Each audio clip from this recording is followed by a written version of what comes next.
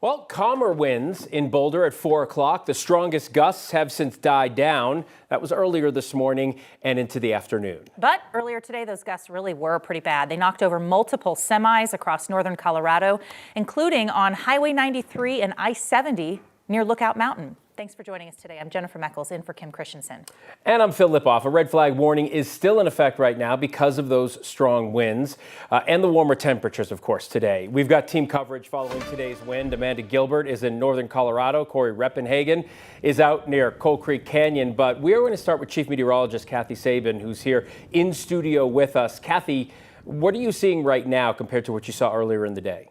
The worst of the wind did happen earlier today, as you mentioned, but we aren't done with the worst of the wind. We might have another surge where we see those gusts to 70, 80, and 90 miles per hour. So if there is a bit of a lull in the action, don't be fooled. It was a day with winds over 90 miles per hour in Boulder County today. There have been ground delays out at DIA and also issues out at Centennial Airport due to the winds that have been blowing over hurricane force along the Front Range. And we may have some areas of blowing snow for travelers at some point. So far, I-70's been in decent shape. This system coming in has brought warmer weather to us. Temperatures in the 60s and 70s today, with the worst of the wind to the north of us. We have Buckeye, a gust to 84, Fort Collins, a gust to 58, Centennial, a gust to 44. The trend is for lighter winds here in the downtown area, but not a calm evening in the foothills. That wind will continue off and on tonight into tomorrow. So we remain under a red flag warning, and it will be reinstated for many areas tomorrow for critical fire weather conditions. And the high wind warning remains in effect through noon tomorrow for gusts over 90 miles per hour. High profile vehicles, very difficult to travel northward on that I-25 corridor up into Wyoming. We've had multiple semis blown off the road. In Denver, comfortable conditions for the most part here. Coming up, we're going to talk in detail about the critical fire weather we're expecting tomorrow and Saturday ahead of a mountain storm, mountain snow on Saturday, and maybe snow for Denver on Sunday. I'll have those details. All right, Kathy, thank you. Crews with Poudre Fire Authority are now putting out hot spots after a small fire sparked just north of Fort Collins this afternoon. Didn't get very big, just about an acre in size, but with those strong winds, crews jumped fast, just trying to keep it from spreading. That fire triggered mandatory evacuations. Crews were able to get it lifted, and people were allowed to go back home just before 1 o'clock this afternoon. No injuries and no buildings damaged. Just one of the impacts that we've seen today in northern Colorado.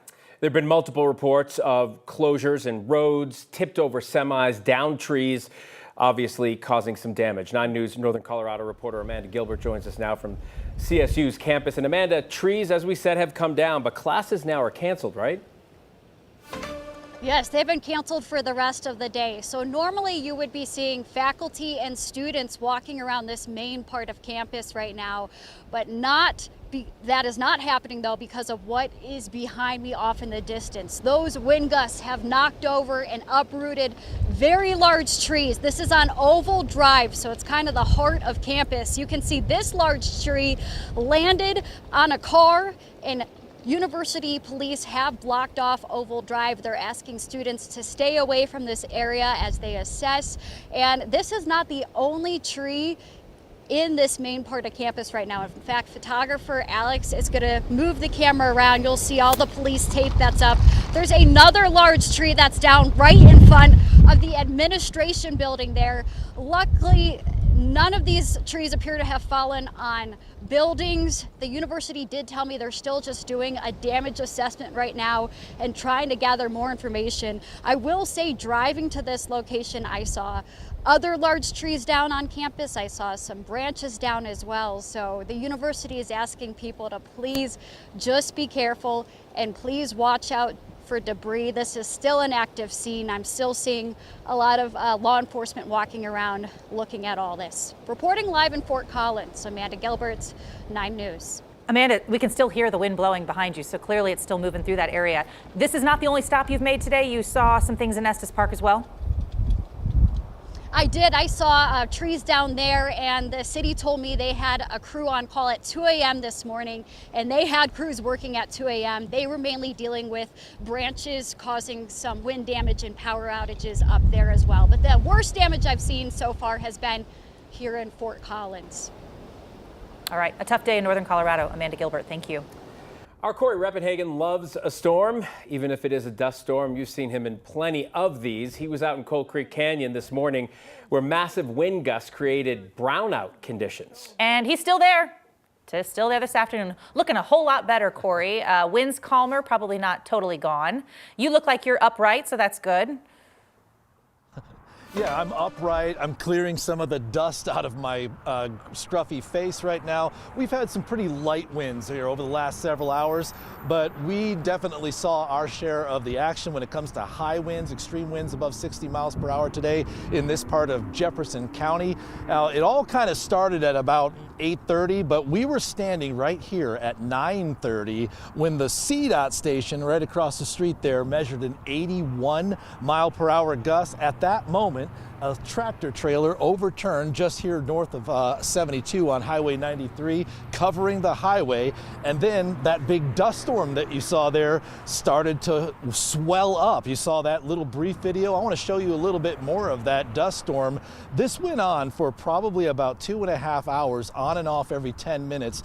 Visibility would go from okay to about absolutely zero in a flash. Some seriously dangerous driving conditions on Highway 93, and it also involved Highway 128 here just to the north of us. They had to shut both of those roads down. As you can imagine, very chaotic scene inside of those dust storms that were just swelling up over and over again. Now, we haven't seen any of those big dust plumes come up. Now, what happened here was we had a grass fire out here about a month ago. First week of February, we had 130 acres of that tall grass prairie burned down out here in front of the Flatirons. And that grass actually does a good job of holding the soil together even when it's dead and dormant. But when it burnt away, the soil was free and the wind just had a field day making those dust storms all day today. But for right now, the winds are calmer.